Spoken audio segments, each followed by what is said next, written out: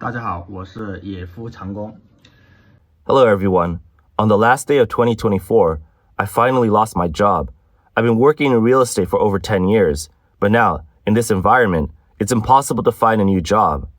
It's tough and a bit regretful, but don't be discouraged. I'm thinking about trying out different careers. If any friends or online followers could recommend some jobs, that would be great. I want to try out every career and share my experiences here on this account. Thanks everyone, and let's work hard together in 2025. 我今年37岁。 I'm 37 years old, and I lost my job in real estate. I sent out over 1,000 resumes, but there are no job opportunities. I've had interviews with some companies, but they said I'm too old. I remember when I first graduated, I was told I didn't have enough work experience, so they didn't hire me. Now that I have work experience, they still don't want me because I'm too old. I'm the head of a family, with both elderly parents and young children to take care of. Does that mean at 37, I'm not fit to have a job? Does that mean I can't survive in this society anymore? A master's graduate from a prestigious finance program who lost their job had to resort to delivering food. If things continue this way, it would be disastrous. They gathered the courage to ask an older leader for help, saying that it's hard to find a job because of age and that it's difficult to get into big companies, so they were hoping to join a smaller private company. But the leader responded that they weren't familiar with small businesses. As the year ends and a new one begins, many industries in China are reporting closures and layoffs. The changes in employment across various sectors reflect the shifting economy in China. According to the official definition by the Chinese government, the first industry is agriculture, the second is manufacturing, and the third is the service industry. The service industry includes wholesale and retail, hospitality and catering, finance, real estate, leasing and business services, resident services and other services, cultural, sports, and entertainment, and so on. According to data from China's National Bureau of Statistics, released on December 26, 2024, the total number of employees in the third industry reached 264 million by the end of 2023, a 25.6% increase since 2018. However, employment in the financial sector has significantly decreased, with only 12.35 million workers, a 32% drop, or a reduction of over 5.8 million people. The insurance industry saw the largest decline, with a drop of 5.8 million workers, a 44% decrease compared to 2018. The real estate and construction industries also experienced a sharp reduction in workforce. The number of employees in real estate development fell to 2.7 million, a 27% decline. The worst hit was the construction industry, with nearly 7 million jobs lost over 5 years, including a reduction of over 10 million workers in housing construction. It should be noted that these figures were for the end of 2023, and as China's economy continues to decline in 2024, employment in the financial and real estate sectors continued to decrease rapidly. According to Beijing Zhongfang Research and Technical Service Company, over 1,660 Chinese real estate companies filed for bankruptcy in the past 5 years. Data released by the China Index Academy on December 31, 2024, showed that the total sales of China's top 100 real estate companies in 2024 dropped by 30.6% year-on-year. Industry experts believe that the real estate industry's cleanup will continue for several more years, meaning widespread unemployment is unavoidable. In finance, in 2024, 199 small and medium-sized Chinese banks disappeared, surpassing the total number in the past 3 years. The Chinese think tank Zhigu Trends believes that many industries are seeing profit contractions, with the most affected being the workers in the banking sector. A recent Bloomberg report analyzed that China's industrial structure is in contrast to the increasing unemployment trend in the third industry.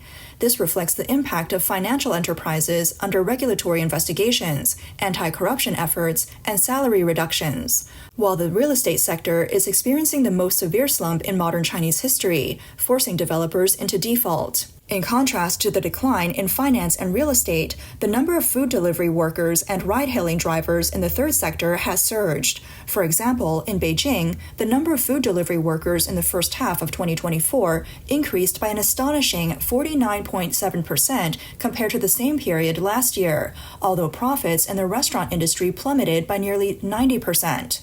As for ride-hailing, official Chinese data shows that by the end of October 2020, 2.5 million ride-hailing driver licenses had been issued across the country. By October 2023, this number had increased to 6.3 million, and by March 2024, it had risen to 6.8 million. In just over 3 years, the number of ride-hailing driver licenses increased by about 166%. However, the growth of ride-hailing drivers has outpaced the increase in ride-hailing users. The financial and real estate industries, once considered high-paying sectors in China, are now in crisis, and workers are being forced to shift careers to survive. Where are all the unemployed finance and real estate professionals going? According to discussions online, their options are limited to triathlons, food delivery, courier, or driving, or the three lucky treasures, street vending, opening a shop, and self-media. Voice of America recently reported on Miss Tian from Xinjiang. At age 37, she had worked in securities for 14 years, but after being laid off in November 2024, she began her career in self-media. Ms. Tian provided a more professional analysis of where these unemployed workers are heading. She said that highly educated investment banking researchers have a chance to switch to corporate analyst roles, while bank wealth managers tend to move into security firms.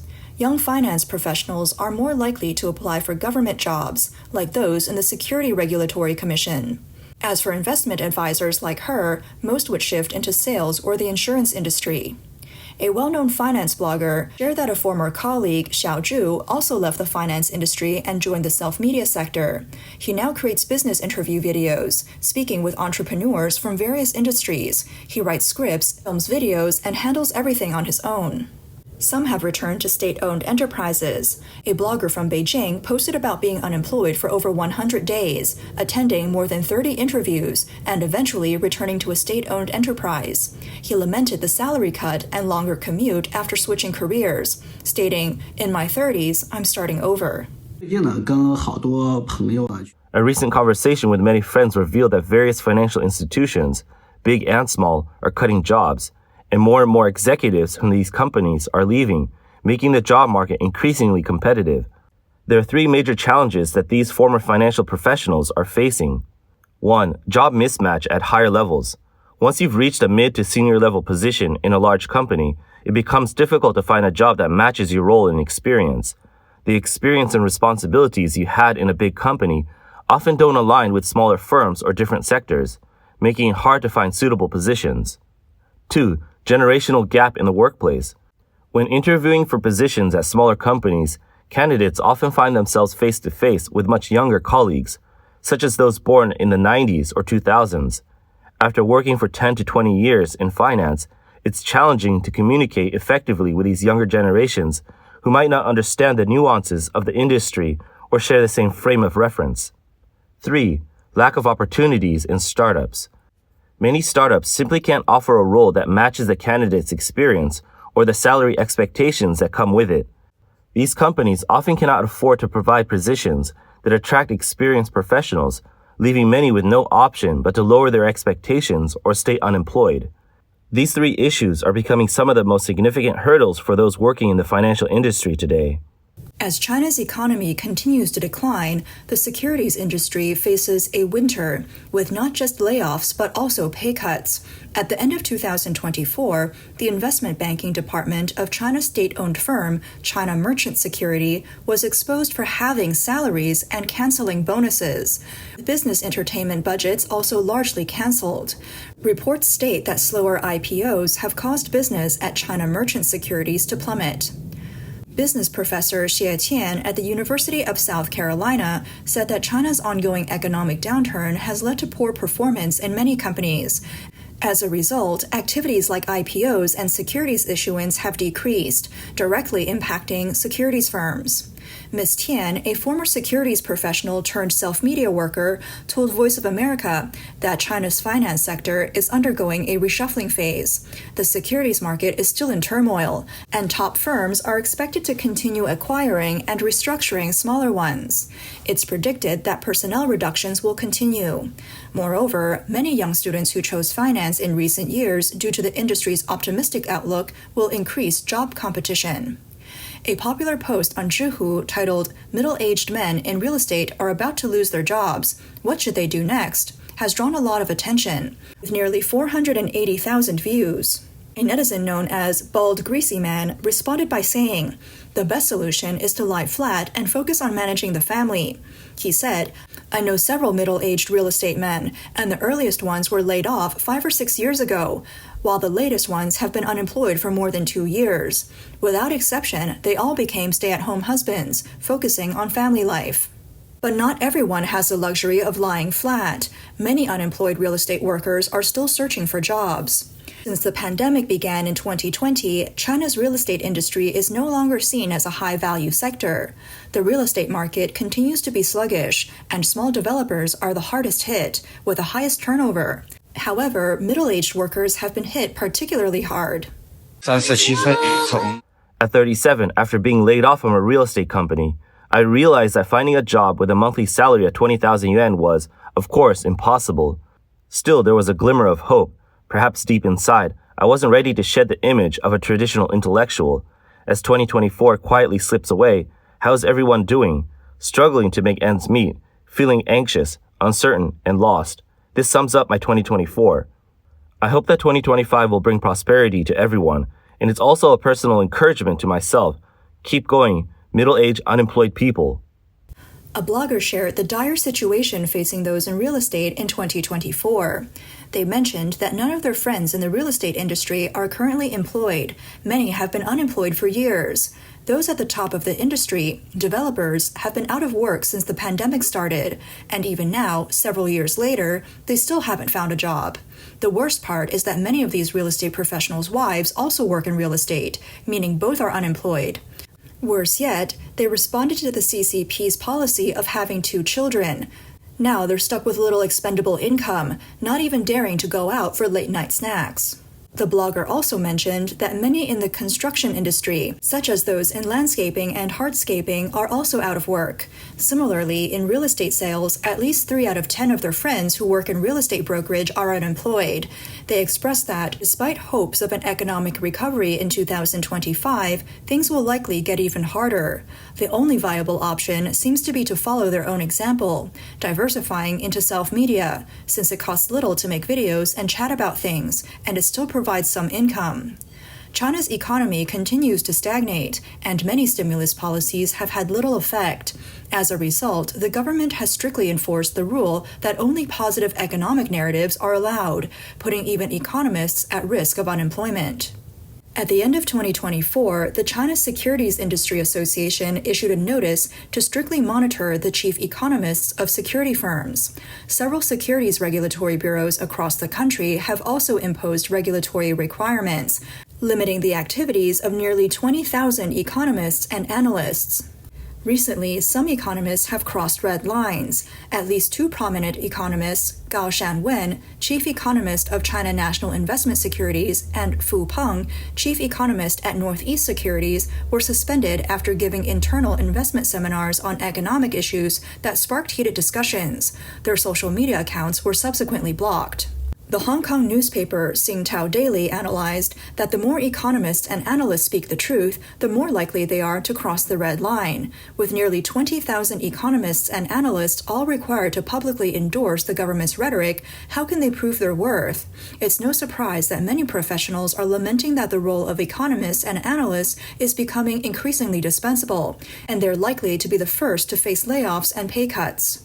In the midst of China's ongoing economic decline and growing unemployment crisis, many people, to avoid worrying their families, have started pretending to go to work, often in places like libraries.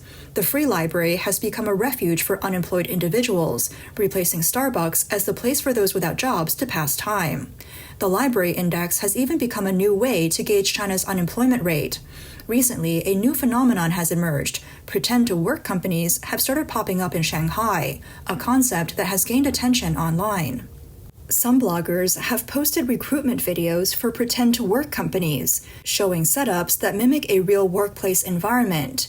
These offices are equipped with desks, chairs, and computers, but there's no actual work involved. Employees are free to play on their phones or browse the web, experiencing a true slacking-off atmosphere.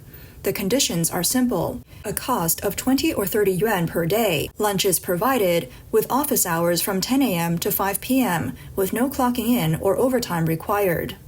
After the videos of these pretend-to-work companies spread in late 2024, the topic went viral on Weibo, sparking heated discussions.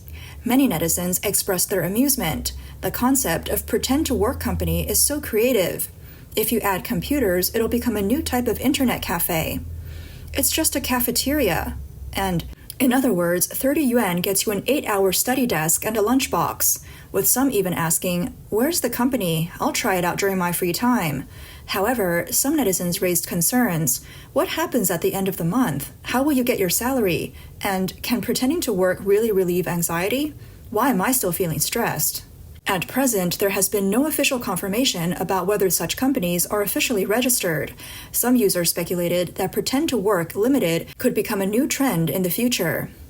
On December 30th, 2024, a Chinese state media outlet published an opinion piece describing pretend-to-work companies as an escape from reality for those who find themselves unemployed at the end of the year. The article pointed out that while this seemingly win-win work model might temporarily ease the anxiety of the unemployed, it raises serious questions about the viability of an approach that treats labor so trivially. If this trend spreads unchecked, it could become a workplace epidemic with damaging consequences. An overseas netizen remarked that behind these pretend-to-work companies is a reflection of the frustration and resignation of ordinary people, living under the influence of the Chinese Communist Party's ideological control, where even family relationships have become cold, transactional, and a zero-sum game. Chinese issues expert Yue Shan commented that while the pretend-to-work company might still be a viral idea driven by netizens' humor, it reveals the harsh reality of life for ordinary people. The government may discourage this trend, but the truth remains, people are struggling to find jobs, and they're turning to creative ways to cope, even if they may not work out in the long run.